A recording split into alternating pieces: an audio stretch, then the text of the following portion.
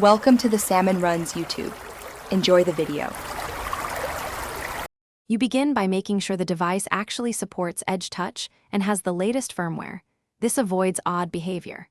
Once done, open Settings and enable Edge Touch under Touch or Gestures so the system accepts Edge inputs.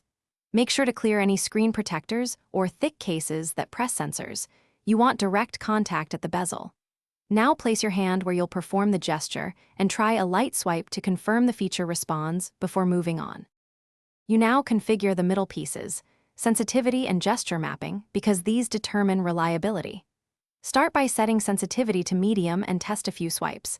Increase if you need stronger detection or lower it to avoid false triggers. Then assign concrete actions, back, app switch, quick tools, so each edge motion does something predictable. Once you map gestures, test them inside actual apps you use. This verifies the gestures don't conflict with app controls. If one gesture feels awkward, remap it or tweak the sensitivity. You finish by locking in the settings and practicing a short routine until gestures feel natural. If the Edge Touch misfires, first recalibrate or lower sensitivity, then reboot the device to clear transient software issues.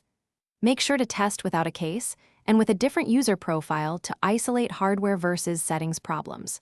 If problems persist after these steps, document the behavior and contact support with your firmware version and exact gestures that fail so they can reproduce the issue quickly. Thanks for watching. Consider subscribing if we helped you.